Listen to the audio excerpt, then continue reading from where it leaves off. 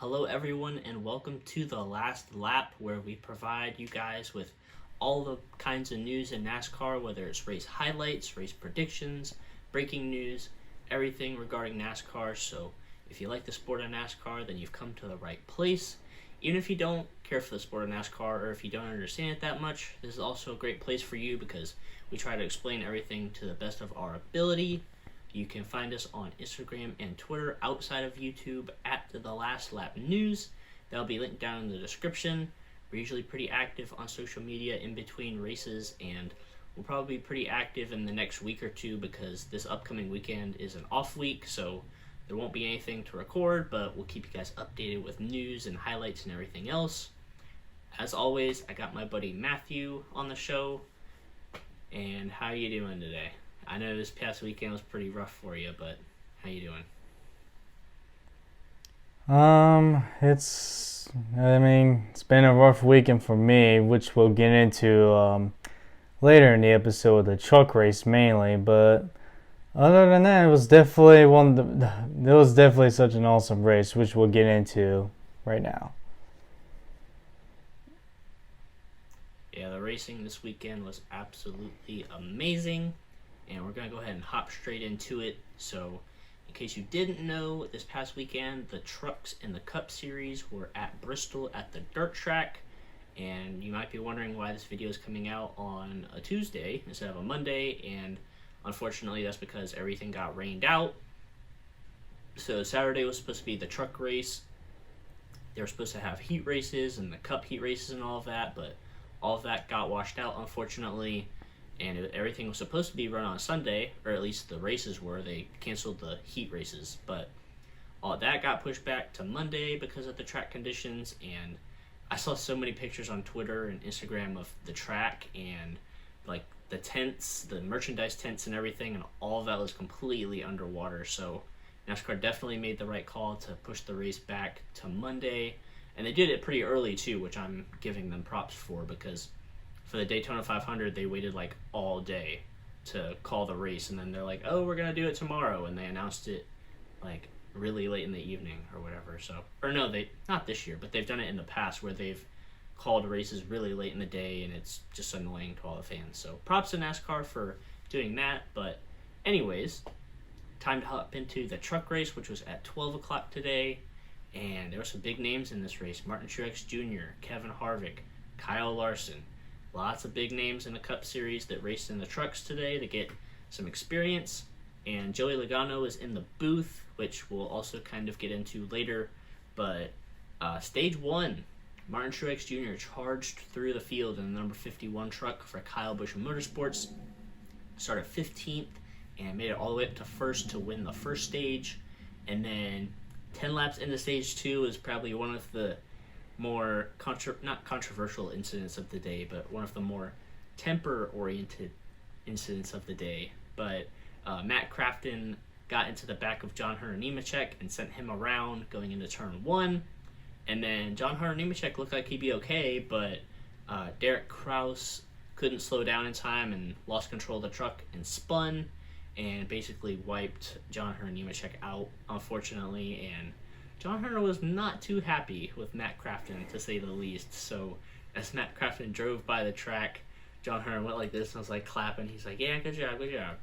And then they did his interview, and obviously he showed that displeasure even more. And he called out Derek Krause's spotter. He's like, apparently the spotters don't have eyes or something. And he called them out. And then after the interview, they showed a video of him walking by Matt Crafton's hauler and doing the clapping thing again, and he even did the Kyle Busch bow like this in front of them, and oh my gosh, it was hilarious. So definitely don't think that's going to be the last of that incident, but yeah, that was probably one of the funniest things of the day. Anyways, stage 2 also went to Martin Truex Jr., and then stage 3, Kyle Larson. Okay, so leading up to this point, Kyle Larson struggled all day in the truck series. He could not make his way through the field. And at the end of stage 2, Kyle Larson was in 18th. Yeah, 18th. And he just could not make his way through the field. I don't know if it's because his truck wasn't that good or whatever, but eventually he got caught up in an accident. He went he chose the wrong lane when there was a slower truck and lost control and slid into him and ended his day. And then with 12 to go, there was a caution, and in between this gap, there were other cautions as well. But with 12 to go, there was a caution. That would be the last caution, and Martin Truex Jr. just took him to school and drove away, surprisingly. I don't think Matthew and I expected him to be the one to win the Truck Series race, but in Kyle Busch Motorsports equipment, that is not a surprise. So, Matthew, do you have any brief thoughts about the truck race? Well, first of all, I was supposed to be at that truck race on Saturday, but unfortunately, when I was there at the track, it was pouring down rain and thunderstorms all day long. So that race got moved, and I wasn't really too happy with it because it was going to be my first race in over a year, and now I got to wait again for Martinsville coming up. So, yeah, it's been not a good weekend for me because I was looking forward to this race, and just disappointment. The only thing that good came out of that was I got this race version right here for all you collectors out there. The Kyle's Xfinity win from last year. Yeah, that's the only good thing that came out of that. But the race today was pretty good. Anytime you see a guy in a KBM truck, whether it's a Cup driver or a good prospect, you expect him to win, and that's what Martin Truex did right there. He was dominant pretty much the whole race. I mean, no one could really stick with him. The whole John Hunter Nemechek incident, I mean, him getting spun by Crampton, that's just Bristol racing right there. I mean, you're going to get bumped out of the way. That's just how it is. Even if you're frustrated or not, that's just how it is. But Derek Krause, though, hitting him at the end, I got some questions for that spotter. Because that happened. I feel like Nemechek's car was just sitting there for like 20 seconds, and next thing you know, you just see a car just flying into him. So I got some questions about that. His showing us frustration was pretty funny to see. I see he's been learning a lot from Kyle Busch in terms of how he handles his temper sometimes. So that's kind of funny to see. But other than that, it was just a Truex-dominated race the whole time.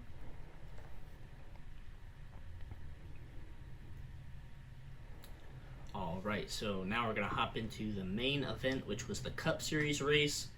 There was about an hour or two in between the two races, so NASCAR could prep the track and make sure it was all nice and perfect for the drivers to race on. And first of all, I have to give props to Bristol Motor Speedway for both, like, just for the whole weekend, for how they coordinated and were able to mess with the track and make it perfect. They had to deal with a lot. They started working on it at 7:30 apparently on Sunday night so they could race on Monday. So big props to them. They did a really good job making the track good and make adjustments throughout the race too in order to make sure the track remained in pretty good condition throughout the race. So very good job to Bristol Motor Speedway for that. But hopping into the race, the Kyle Larson, the pole sitter, had to start at the back due to an engine change because his engine was overheating in practice on Friday.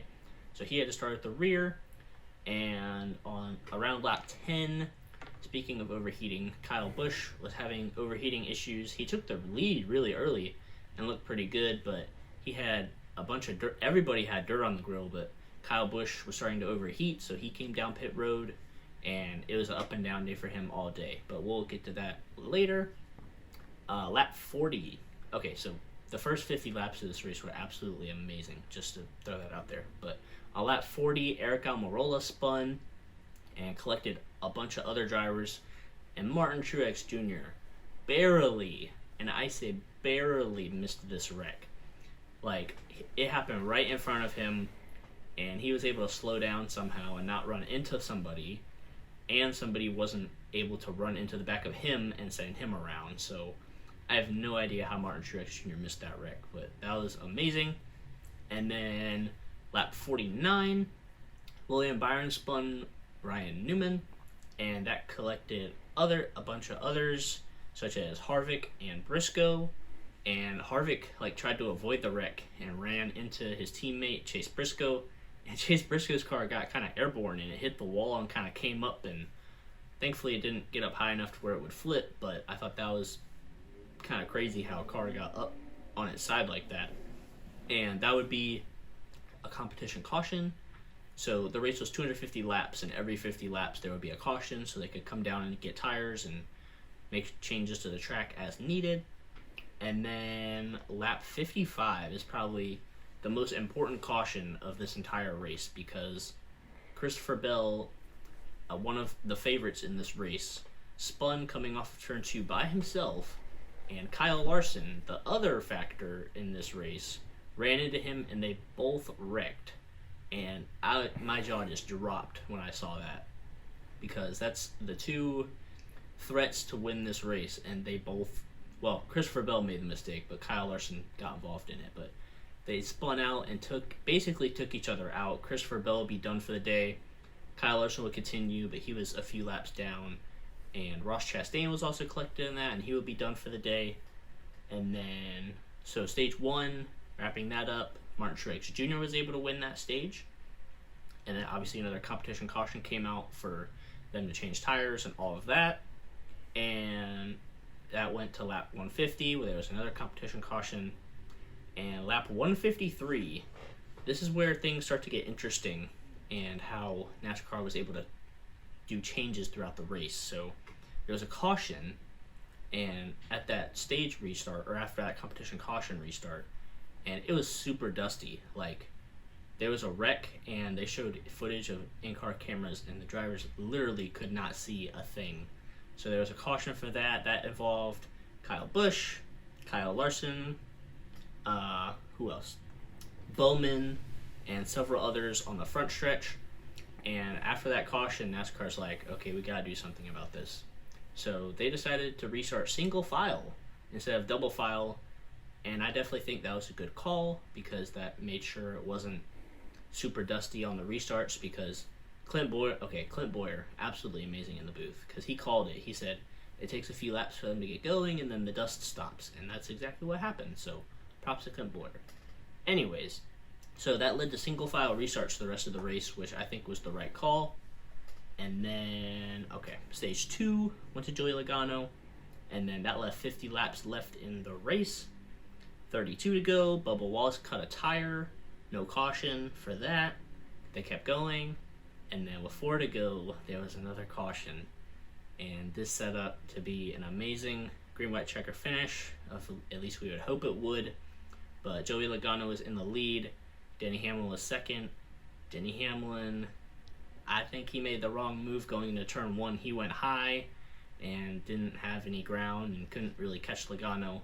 Ricky Stenhouse was able to make a pass and finish second, but Joey Logano took off and ended up winning the first dirt race in over 50 years, and the first one at Bristol. So that wraps up the recap of the race. And Matthew, what are your thoughts about the race? Man, I love this race. Man, we need more of these dirt races for the Cup Series than those bland mile and a halves that we have every other week, it seems like. I could definitely use more of these dirt races, because that was awesome. I mean, there was a lot of action going on and a lot of chaos too. Let's see. I guess the only real complaint I had was the dusting during stage 2, but since NASCAR did announce that they're going to be racing this race next year, so NASCAR will be looking back on this, and they'll be making some additional changes to make sure some things are tweaked, since this race was the first time they've done this. And I don't feel sorry for Denny Hamlin at all for that last stretch, because I knew that he could have catch Logano if he stayed on the bottom, but he decided to roll in the top the whole time, and that basically ruined his momentum. And then the caution came out, and he had a chance to move him out the way during the restart, but he decided to do the high line again, and that basically just cost his whole chance of winning. He cost second place too because of that. Um, let's see, I'm trying to. But yeah, this race was just flat out awesome. And for the people who decided to complain about this race and think this race was bad, you might as well not call yourself NASCAR fans, because I don't. If that doesn't make you excited, I don't know what does. I mean, I guess they like bland, boring mile and a halves than exciting and thrilling dirt race from the grassroots dirt tracks. No, well, it's not a dirt track, but I mean, it's bringing back to the old days when they used to run dirt races. So yeah, this race was just flat out awesome, and I cannot wait to rate this one. Now that we're done recapping the races for you guys, we're going to give our ratings really quick. Matthew, what is your rating for the Bristol Dirt Race?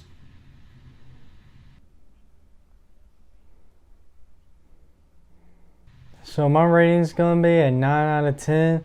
Almost a near perfect race. It had pretty much everything in it. The chaos, the wrecks, the side-by-side racing, the bumping and banging. Just an amazing race overall. I guess the only thing I just have to say is they got fixed that dirt flying up and the dust. But other than that, it's been a near perfect race for me. Yeah, I'm going to give it a 9 out of 10 as well for very similar reasons. The track management is a tiny bit, but obviously this is the first NASCAR dirt race in 50 years, so NASCAR has some leeway here to be able to make some changes for next year, which I'm definitely looking forward to. And then the racing at the end could have been a tiny bit better. There was a restart that led up to a green-white checker finish, and Denny Hamlin kind of gave it away and probably should have used the bumper instead of go up to the high side there. And I was joking around with you earlier that he could do that to Chase Elliott at Martinsville in 2017 and wreck him, but he decided not to do that with Joey Logano this year for some reason. But anyways, back to the rating. I'm going to give this race a 9 out of 10 as well. And then we also, for our points, nobody earned a point because I guess we just stink at predicting these races. Like, we had the right picks, but the drivers didn't execute. Like, Kyle Larson didn't do much in the truck race, and then he wrecked with Christopher Bell in the Cup race. So yeah, our picks just didn't do it this weekend, but we'll get it right eventually. So we're still tied 1-1. This upcoming week is an off week, so you probably won't see a video from us this week, but we're gonna be hanging out this week, getting some bro time on, but that'll be fun. And yeah, so that's going to do it for this episode. We really hope you guys enjoyed it, and we really hope you guys enjoyed the Bristol Dirt Race if you were able to watch it. Let us know in the comment section what you thought of the race. If you love the dirt racing, if you don't like the dirt racing, tell us why. I think we're both on the same page here that we absolutely love it. So let us know your thoughts down in the comment section down below. And stay tuned on our social media as well, because we'll be posting on there throughout the week too. But until our next video, we'll see you guys soon.